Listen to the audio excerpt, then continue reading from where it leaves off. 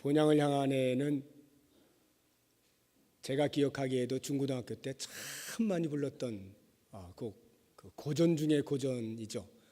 뭐 대곡이긴 합니다만 이렇게 8명이서 복사중창으로 부르기도 하고 참 많이 불렀던 곡인데 이렇게 가슴이 역시 그 옛날 것을 들으면 이렇게 뭉클한 게 있는 것 같아요. 감사하고요. 우리가 4월 한 달 동안에 그 요나서를 보면서 복음을 전하는 자로 보내심을 받은 그 우리의 삶의 정체성에 대해서 계속 생각을 하고 있는데 오늘 세 번째 시간입니다. 지난 시간까지의 그 이야기들을 쭉 정리를 해보면 이렇습니다. 요나서가 하나님께서 북이스라엘의 선지자인 요나를 불러서 임무를 맡기는 것으로 이제 시작이 되죠. 니느웨 백성들의 그 악독이 극에 달해서 하나님의 심판이 임할 것이라고 하는 외침을 하도록 요나에게 임무를 주십니다. 그러나 요나는 그런 하나님의 명령에 순종하지 아니하고 여호와의 낯을 피하여서 다시스로 도망하기 위한 배를 탑니다. 그 배에서 하나님께서 그냥 두지 아니하시고 징계를 하심으로 바다 깊은 마치 지옥을 경험하는 듯한 극심한 고통의 시간을 지나게 되죠.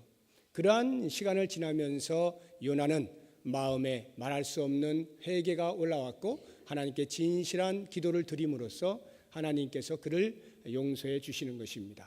이와 같은 것으로 지난주까지 말씀을 드렸고 이제 오늘은 이어서 하나님의 용서를 좀 더 깊이 생각해 보고 그에 대한 그 요나의 외침에 대해서 또 한 면을 생각을 해보도록 하겠습니다.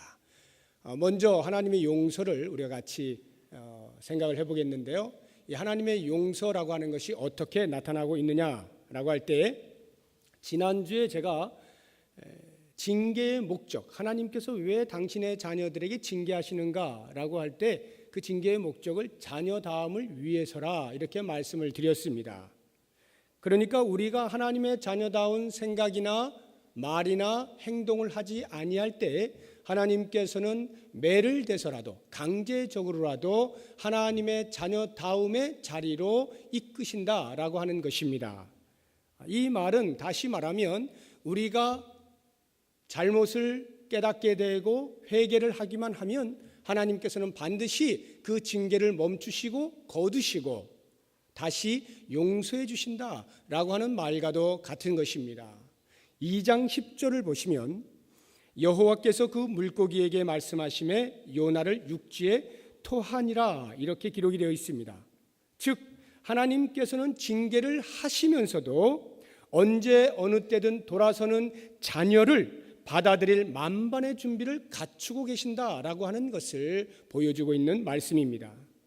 물고기는 무엇을 의미합니까? 요나의 편에서 보자고 하면 그 물고기는 요나에게 큰 고통이요 구덩이였습니다. 그러나 하나님 편에서는 요나를 바다 깊은 데서부터 보호하시고 지켜주시는 방편이었던 것을 우리는 알아야 합니다. 이것이 바로 하나님의 용서의 모습이에요.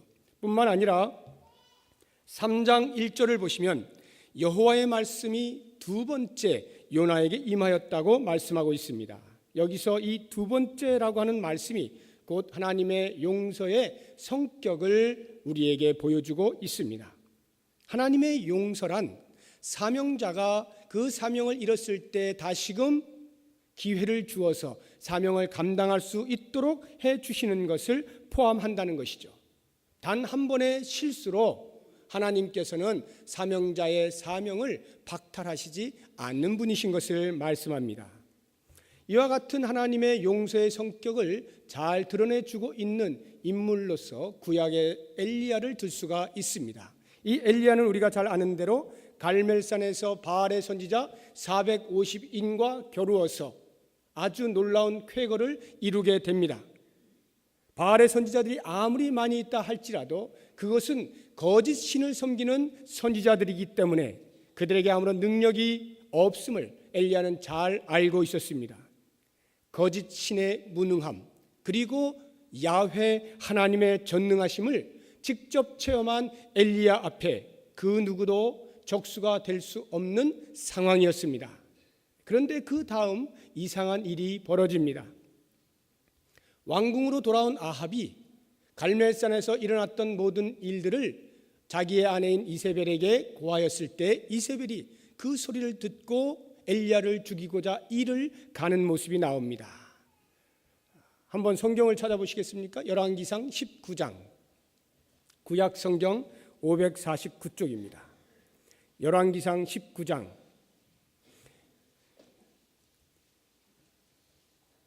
거길 보시면 1절에 아합이 이세벨에게 그 모든 되어진 일들을 고하는 장면이 나옵니다. 그리고 2절을 보시면 이세벨이 그에 대한 반응을 하는 것이 나오는데 이렇게 나옵니다. 이세벨이 사신을 엘리야에게 보내어 이르되 내가 내일 이맘때에는 반드시 내 생명을 저 사람들 중 한 사람의 생명과 같게 하리라. 그렇게 하지 아니하면 신들이 내게 벌 위에 벌을 내림이 마땅하니라 한지라. 한마디로 죽이겠다라고 하는 것입니다. 이세벨이 복수의 칼을 가는 것은 이상할 것이 전혀 없습니다. 자기가 섬기던 바알신이 엘리야 앞에 대망신을 당했습니다. 뿐만 아니라 450명이나 되는 바알의 선지자들, 400명이나 되는 아세라의 선지자들 그 모두가 이 엘리야 앞에 무릎을 꿇고 떼죽음을 당하였습니다.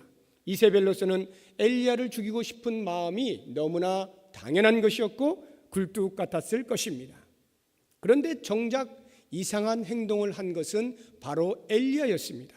엘리야는 이방신과 선지자들을 물리치고 이스라엘 백성들을 하나님께로 돌아오게 하는 데에 혁혁한 공헌을 했습니다. 위대한 행동을 한 사람이었습니다. 그런데 이세벨이 이와 같은 위협 앞에 엘리야는 이상하리만큼 속절없이 무너지고 만 것입니다. 너를 죽이겠다라는 소리를 들은 이 엘리야는 너무나 겁이 나서 자신의 사명을 뒤로 한 채 그냥 주랭랑을 친 것입니다. 열왕기상 19장 3절 이하를 보시기 바랍니다. 그가 이 형편을 보고 일어나 자기의 생명을 위해 도망하여 유다에 속한 브엘세바에 이르러 자기의 사환을 그곳에 머물게 하고 자기 자신은 광야로 들어가 하룻길쯤 가서 한 로뎀나무 아래 앉아서 자기가 죽기를 원하여 이르되 여호와여 넉넉하오니 지금 내 생명을 거두시옵소서. 나는 내 조상들보다 낫지 못합니다. 이렇게 고백을 합니다. 무슨 말인가 하면 주랭랑을 친 것으로 끝난 것이 아니라 도저히 내게 맡기신 사명을 끝까지 완수하지 못하겠습니다. 감당하지 못하겠습니다. 라고 원망을 하고 있는 것입니다. 이렇게 살게 하실 바에는 차라리 저를 죽여주십시오 라고 말하고 있는 것입니다. 그러나 여러분 생각해 보십시오. 하나님께서 이와 같은 상황에서 엘리야로 하여금 도망가도록 말씀하지 않았습니다. 도망간 것은 엘리야였습니다. 그러나 이 엘리야는 전혀 도망갈 필요가 없었던 사람입니다. 아합 왕과 이방 선지자들 앞에서 당당했던 그 엘리야는 이세벨 앞에서도 여전히 당당해야만 했습니다. 왜냐하면 하나님은 만주의 주이실 뿐만 아니라 만왕의 왕이시기 때문에 모든 종교적인 위협 앞에서 당당했다면 이제는 정치 권력의 위협 앞에서도 동일하게 당당할 수 있었어야만 했던 것입니다. 그런데 엘리야는 그만 이세벨의 그 정치 권력에 시퍼런 서슬에 질려서 도망자의 신세로 전락했을 뿐만 아니라 죽여달라고 말하게 된 것입니다.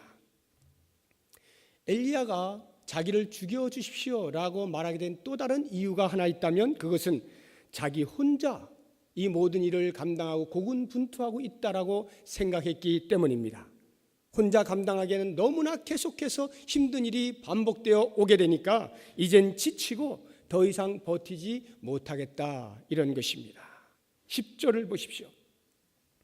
14절에도 동일한 말씀인데 그가 대답하되 내가 만군의 하나님 여호와께 열심히 유별하오니 이는 이스라엘 자손이 주의 언약을 버리고 주의 제단을 헐며 칼로 주의 선지자들을 죽였음이오며 오직 나만 남았거늘 그들이 내 생명을 찾아 빼앗으려 하나이다.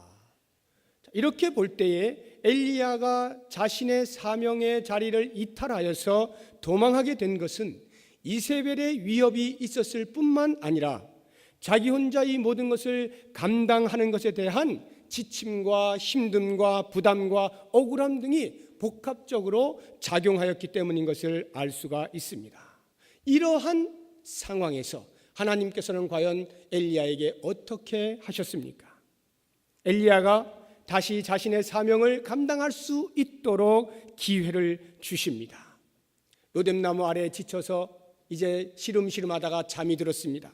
그 엘리야를 천사를 보내 깨웁니다. 먹을 것을 잔뜩 줍니다. 그리고는 호렙산으로 가라 해서 호렙산으로 보내 그곳에서 하나님께서는 세미한 음성으로 엘리야를 만나 주십니다. 그리고 그에게 말합니다. 내가 바알에게 무릎 꿇지 아니한, 내가 바알에게 입맞추지 아니한 7천을 남겨두었다. 이 말씀을 엘리야에게 알려줍니다. 하나님께서는 갈멜산의 영광을 누리던 엘리야가 로뎀나무 아래로 급추락을 했을 때에 그것으로 사명의 문을 닫으신 것이 아니라 다시금 힘을 주고 용기를 주어서 마지막까지 사명을 잘 감당할 수 있도록 또 한 번의 기회를 주신 것입니다. 이것이 바로 하나님의 용서입니다. 신약의 인물에도 베드로와 같은 인물이 있습니다. 예수님께서 십자가와 부활을 예언하셨을 때 베드로는 알아듣지를 못합니다. 계속해서 자신의 의로 예수님을 지켜드리며 보호하며 언제나 함께 할 것만 주장하고 있습니다. 닭 울기 전 3번 나를 부인할 것이라는 예수님의 말씀을 들었음에도 불구하고 그는 그 말씀을 주의 깊게 듣지 아니하였습니다. 단지 자신의 의리를 믿고 있었을 뿐입니다. 그러나 어떻게 됩니까? 닭이 울었을 때 베드로는 이미 자신이 저주하며 맹세하기까지 3번이나 예수님을 부인했던 것을 깨닫게 되었습니다. 예수님의 뒤로 돌아보시는 그 눈길과 마주치게 되었을 때 베드로는 감당할 수가 없어서 밖으로 나아가 통곡을 하는 회개를 하게 된 것입니다. 이러한 베드로를 주님께서는 홀로 놔두지 아니하시고 부활하신 후 다시 찾아오셨습니다. 누가 봐도 겁쟁이요, 누가 봐도 배신자요, 누가 봐도 실패자였던 이 베드로를 주님께서는 다시 찾아오셔서 그 과거에 행했던 모든 잘못과 실수들을 말하지 아니하시고 다 덮어두시고 용서하십니다. 그리고는 그에게 내 어린 양을 먹이라, 내 양을 치라, 내 양을 먹이라 부탁의 말씀을 하시면서 다시금 사명을 맡기시는 것을 볼 수가 있습니다. 뿐만 아니라 성령을 보혜사로 선물로 보내주시면서 그 사명을 잘 감당할 수 있는 또 한 번의 기회를 주신 것입니다. 이러한 기회가 베드로로 하여금 충성된 사도로 오늘날에도 여전히 우리들의 입에서 회자되어지고 우리들의 머릿속에 베드로와 같은 신앙의 인물로 살고자 하는 그러한 모델로 설 수가 있게 된 것입니다. 사랑하는 성도 여러분, 이것이 바로 하나님의 용서입니다. 하나님께서는 당신의 사람이 사명을 감당하다가 지치거나 힘들어할 때, 견디지 못해서 도망할 때, 또는 하나님을 원망하고 항거할 때 그냥 그것으로 끝내시는 것이 아니라 그에게 힘을 주시고 용기를 불어넣어 주시고 새로운 사명의 자리로 불러주시는 것입니다. 혹 나에게 맡겨진 사명이 내 마음에 맞지 않거나 나 혼자 모든 무거운 짐을 지고 있다라고 생각을 해서 이제는 그만 쉬고 싶다, 내려놓고 싶다라고 생각이 드시는 분 계십니까? 또는 이미 견디다 못해 사명의 자리를 떠나 있는 분 계십니까? 아니면 한번 실패한 후에 다시는 기회가 없을 것이라 생각하고 아예 포기한 채 앉아 계신 분이 계십니까? 하나님의 용서의 자리로 나오시기 바랍니다. 하나님께 용서를 구하시기 바랍니다. 진실한 마음으로 통회하고 회개하는 자의 기도를 우리 하나님은 결코 외면하지 않으십니다. 하나님께서는 듣는 즉시로 용서해 주시는 거예요. 이렇게 하나님의 용서가 임하는 순간 과거의 실패는 더 이상 현재의 실패가 될 수 없습니다. 우리 사람들은 연약해서 때로 이렇게 생각할 수 있어요. 저 사람은 원래 저래. 한 번 생각한 것 그 선입관을 버리지 못하고 계속해서 똑같은 모습으로 판단하고 정죄를 할 수 있을런지 몰라도 우리 하나님은 결코 그런 분이 아니십니다. 과거의 죄악을 동이 서에서 먼 것 같이 다 내어버리시고 다시는 기억치 않으시는 분, 이분이 바로 우리의 아버지 하나님이십니다. 넘어진 우리를 일으키셔서 회복시켜 주시고 우리에게 당신의 거룩한 사명을 다시 맡겨주시는 거예요. 하나님의 용서는 한 사람을 위대하게 만드는 힘이 있는 것을 믿으시기 바랍니다. 요나는 이런 하나님의 용서하심을 따라서 사명을 완수할 두 번째 기회를 갖게 되었습니다. 이제 요나의 외침에 대해서 같이 생각을 해보도록 하겠습니다. 본문에 와서 3절 보시기 바랍니다. 요나가 여호와의 말씀대로 일어나서 니느웨로 가니라, 이렇게 나옵니다. 두 번째 기회가 왔을 때에 요나는 말씀대로 순종하였던 것입니다.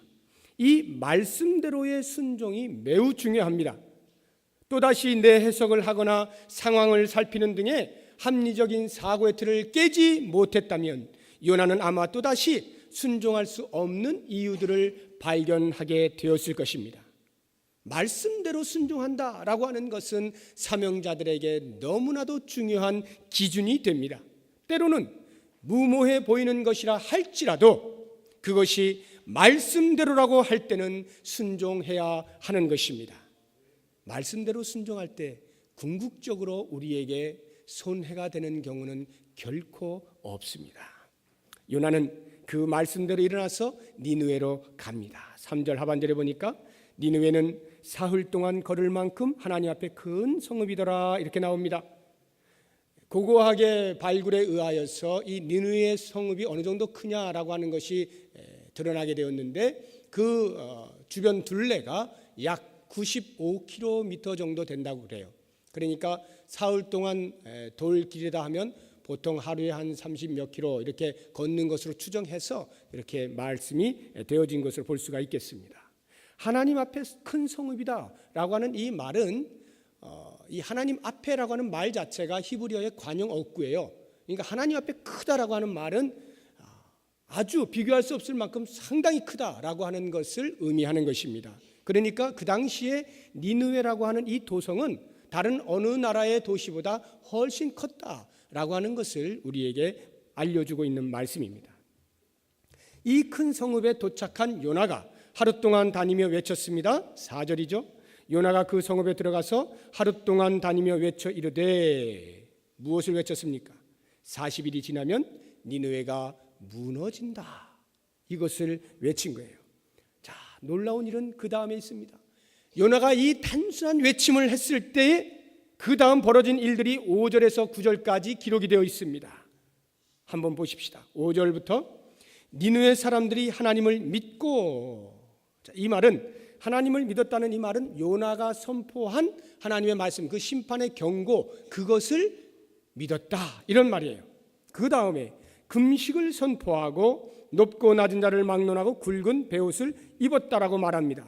니느웨 사람들이 백성뿐만 아니라 고관 대작을 포함하여서 자신들의 죄악을 철저히 회개하는 모습을 우리에게 보여주고 있습니다. 자, 이 정도의 일이 벌어지게 되니까 당연히 이러한 상황이 왕에게까지 보고가 되었을 것입니다. 그 보고를 받은 왕이 상황을 살펴보니 보통 일이 아닌 거예요.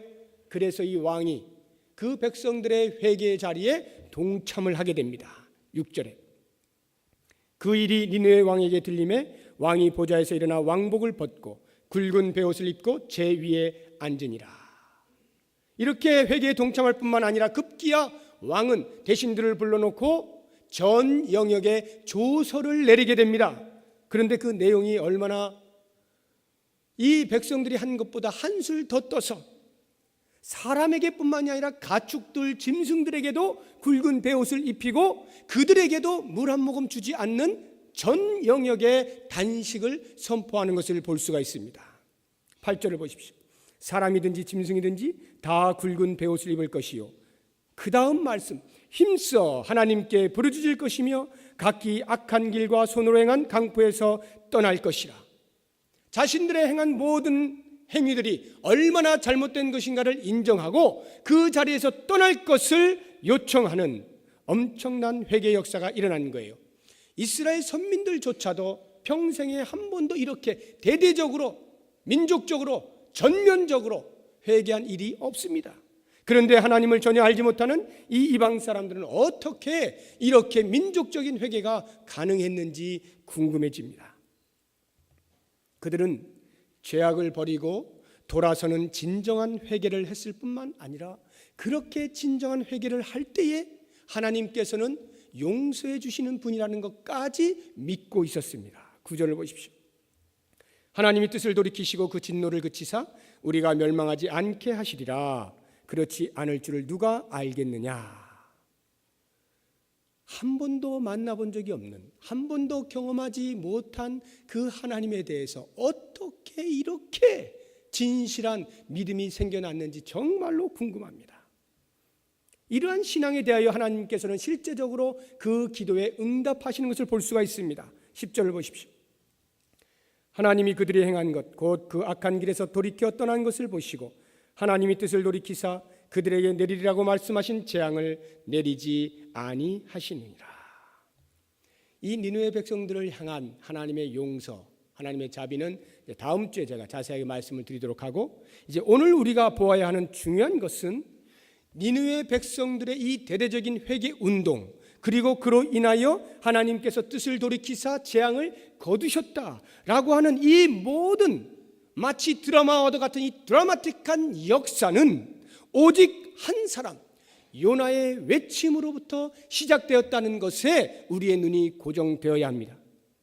이 요나의 외침이 과연 무엇이었길래 이와 같은 엄청난 일이 벌어지느냐? 요나의 외침 속에 담겨있는 교훈들을 한 3가지 정도로만 여러분들에게 말씀을 드리도록 하겠습니다. 가장 먼저 생각해 볼 수 있는 것은 전하는 자가 있어야 듣는 자가 있다라고 하는 가장 평범한 사실입니다. 로마서 10장 13절 이하의 말씀은 이 사실을 너무나 정확하게 묘사하고 있어요. 누구든지 주의 이름을 부르는 자는 구원을 받으리라. 그런즉 그들이 믿지 아니하는 이를 어찌 부르리요?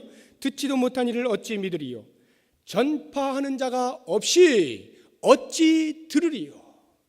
전파하는 자가 없이 어찌 들으리요?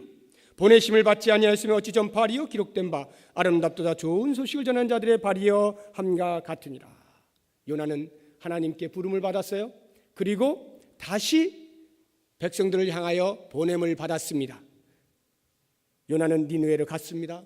그리고는 말씀을 그대로 외쳤습니다. 외친 이 소리를 들은 니느웨 백성들은 그것을 듣고 회개를 하였습니다. 하나님의 구원이 임할 것을 간절히 기도했습니다. 그리고는 결국 하나님의 구원은 그들에게 임했습니다. 이러한 사실들을 볼 때 이제 우리의 삶을 한번 돌아보시기 바랍니다. 우리는 이 세상으로부터 구원을 얻은, 부름받은 하나님의 거룩한 백성들입니다. 그것으로 끝난 것이 아니라 그 하나님의 은혜의 덕을 선포하기 위하여 다시 세상으로 보냄을 받은 전도자들입니다. 우리는 우리의 외침을 기다리는 수많은 사람들이 있음을 기억해야 합니다. 예수님 이후로 수많은 사람들이 계속하여 이 복음을 외쳤던 것을 우리는 너무나 잘 알고 있습니다. 세례 요한이 외쳤습니다. 사도들이 가는 곳곳마다 외쳤습니다. 조나단 에드워드가 외쳤습니다. 찰스 피니가 외쳤습니다. 빌리 그레함 목사님이 외쳤습니다. 김익두 목사님이 외쳤고, 길선주 목사님이 외쳤고, 손양원 목사님이 외쳤고, 오늘날에도 수많은 전도자들이, 복음 전도자들이, 목회자들이 주의 복음을 전하고 외치고 세상을 향하여 나아가고 있습니다.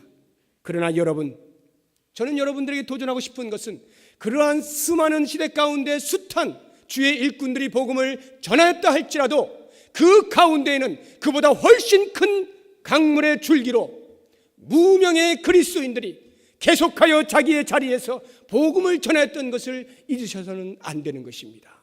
이와 같은 무명의 그리스도인들의 복음 전도를 통해서 오늘날 기독교가 온 세계 가운데 이렇게 퍼지게 된 것입니다. 사랑하는 여러분, 이 시대는 우리의 몫이에요. 이 시대는 우리의 몫입니다. 우리의 살고 있는 동네, 우리가 일하고 있는 일터, 우리가 만나는 사람들 이 모두에 대하여 우리 자신이 책임이 있음을 기억하시기 바랍니다. 내가 외치지 아니하면 내 주변에 있는 사람들은 들을 기회를 놓치게 되는 것입니다. 저는 요즘 우리 교회 성도님들이 모르겠어요. 이 요나서 말씀을 들으시면서 그런 건 모르겠지만 늘 평소에도 가지고 계셨겠죠.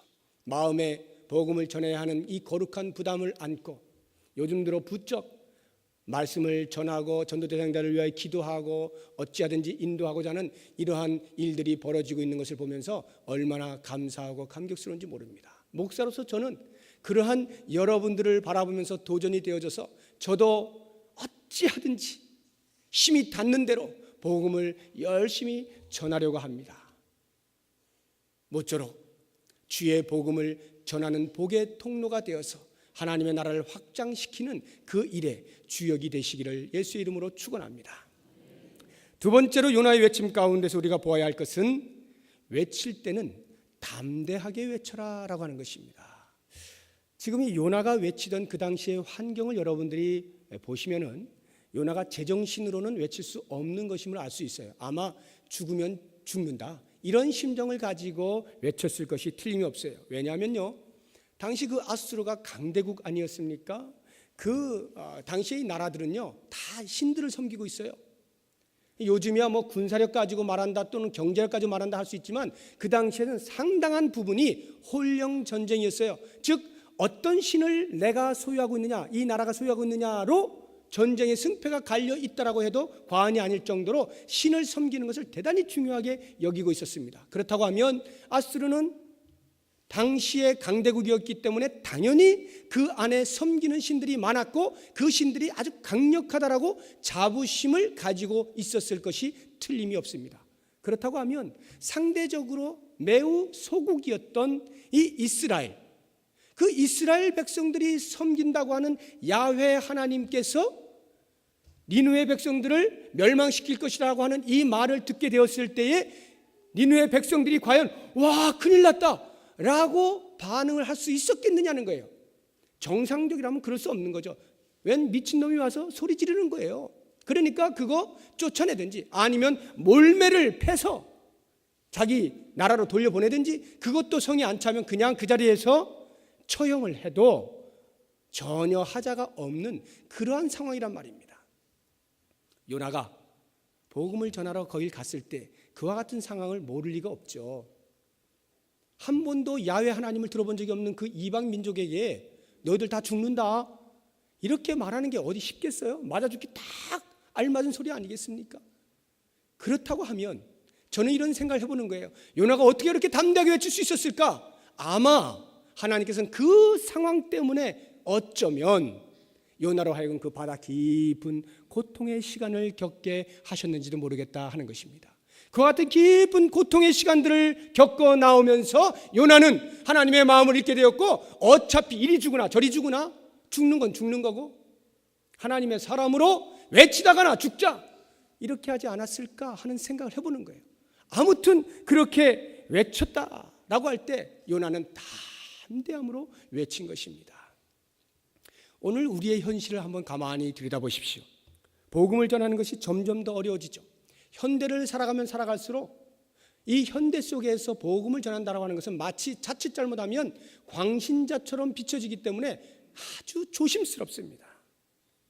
그냥 조용히 너 혼자 믿고 그냥 조용히 너 혼자 정신 수양하면서 그렇게 믿으면 되지 뭘 그렇게 난리 났다라고 법석을 떨고 전한다라고 애를 쓰냐라고 하는 그런 냉소적인 반응들이 계속해서 나타날 때 복음을 전하는 자의 입장에서는 위축이 안 될래야 안 될 수가 없는 것입니다. 제가 어제 국민일보를 보니까 거리에서 복음을 전하다가 그것이 다른 사람들에게 피해가 된다 하여서 실정법을 어긴 것으로 해서 구속이 된 사건이 있었어요. 그 사건을 두고 믿지 않는 사람들의 생각은 접어두고라도 우리 믿는 사람들이 그것에 대하여서 이런 바보 같은 이런 엉뚱한 왜 이렇게 어리석은 일을 하느냐 이렇게 반응한 사람들이 있는가 하면 그래도 복음을 전해야 된다라고 말을 하는 사람들이 있어요. 설왕설래합니다. 여러분들은 어떻게 생각하십니까? 물론 방법에 있어서 좀 더 친화적이고 좀 더 실정법을 어기지 않고 좀 더 다른 사람들에게 방해되지 않으면서 어떻게 좀 잘 하는 그런 방법을 강구하는 것에 대해서는 이의가 없겠습니다. 그러나 그렇다고 해서 그와 같은 것들이 우리에게 주어진 복음을 전해야 될 지상 대명령을 소홀히 하거나 무시하거나 없이 할 수 있는 것은 아니다라고 하는 것을 꼭 명심하셔야 됩니다. 거리에 나가서 피켓을 들고 예수를 믿으십시오라고 전하는 것 때문에 지나가는 사람들이 귀가 따갑고 힘든 것 있겠죠. 그런 반응 보일 수 있습니다. 저는 여러분 모두 다 피켓 들고 나가라는 것이 아니라 그렇게 나간다 해서 그것이 우리의 입에서 핀잔을 주거나 비웃거나 방법이 잘못됐다거나 그렇게 할 만한 것이 아니라는 것입니다. 오히려 우리의 연약한 심령이 그 일을 하지 못할 때 그렇게 담대함으로 나가 외치는 사람들을 향하여 우리는 기도로 도울 수 있어야 되고, 어찌하든지 그 소리를 듣는 사람들의 마음이 변화되어지고 바른 반응을 할 수 있도록 위하여 기도하는 것이 우리의 할 일이지, 비웃고 앉아서 같이 냉소적으로 그렇게 하는 것이 우리의 책임이 아니란 말입니다. 우리들은 때로 복음을 전할 때 내 주변에 가까운 사람으로부터 아주 멸시를 받을 때가 있고 조롱을 받을 때가 있고 무시당할 때가 있습니다.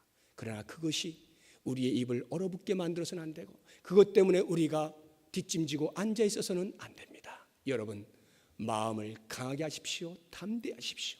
주의 복음을 전할 때에는 하나님께서 우리에게 복음을 전할 능력을 주시는 것을 믿으시고 담대하게 외칠 수 있기를 바랍니다. 마지막 세 번째로 요나의 외침 가운데서 우리가 꼭 기억해야 하는 것은 이것입니다. 요나는 단순히 외쳤어요. 그것으로 끝났습니다. 40일이 지나면 이 성이 무너질 것이다. 단순한 그 말 한마디였어요. 그러나 그 결과는 상상할 수 없는 일이 벌어졌죠. 외침의 결과가 우리에게 있지 않다는 것입니다. 외침의 결과는 오직 주님에게만 달려 있다는 것입니다.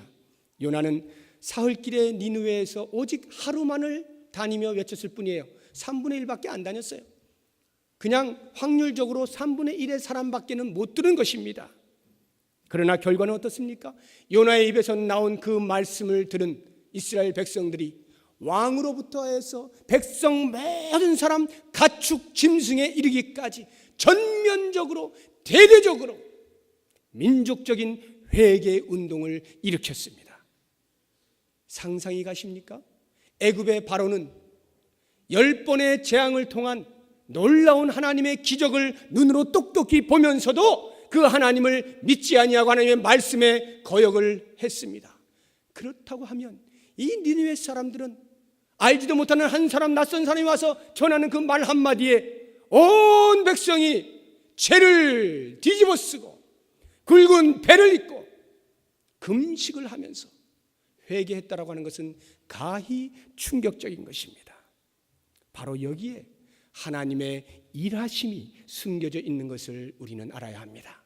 하나님께서는 요나가 가기도 전에 이미 그들 가운데서 역사하셔서 그들의 마음으로 부드럽게 하시고 말씀이 떨어지는 순간 반응할 수 있도록 만들어주신 것을 보아야 하는 것입니다. 하나님께서는 우리에게 복음 전파의 명령을 하실 때 우리 홀로 두시지 않았다는 말입니다. 성령께서 우리보다 앞서 일하시는 것을 기억하십시오.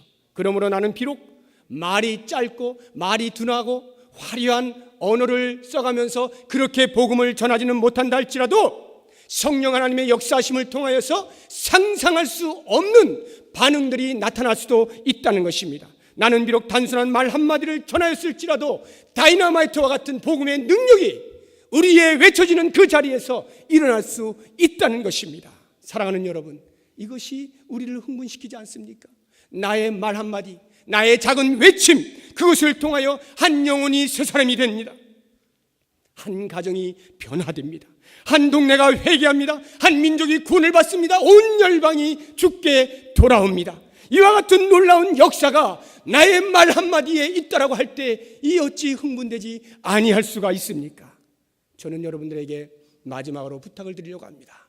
기왕에 우리가 4월 한 달 동안에 계속해서 주의 복음을 전하는 자의 사명을 말씀을 통하여 도전을 받을 때, 사랑하는 여러분, 4월이 가기 전에 내가 마음에 품고 전도해야겠다라고 생각하고 있는 그 사람에게 꼭 한 번 이상은 복음을 전하실 수 있기를 바랍니다. 그가 어떻게 반응하는가, 그것은 주님께 맡기십시오. 그냥 우리는 작은 말 한마디라도, 혹시 여러분들이 장구한 그러한 복음을 전파할 능력이 없다라고 생각되시면 그냥 한마디만 하세요. 교회 와라. 그리고 교회에 손잡고 오시면 교회에서는 모든 복음을 가르칠 준비가 다 되어 있습니다. 여러분들이 사울이 가기 전에 한번 이 한 명 이상에게는 꼭 복음을 전하겠다 약속을 하시고 스스로에게 다짐을 하시고, 그래서 우리 교회가 정말로 새로 오는 사람들에 대한 간절한 그 따뜻한 마음과 그 사랑과 기쁨을 표현하면서 우리 교회가 하나님의 나라를 이루어가는 귀한 초석으로, 전진 기지로 사용될 수 있기를 예수의 이름으로 축원합니다.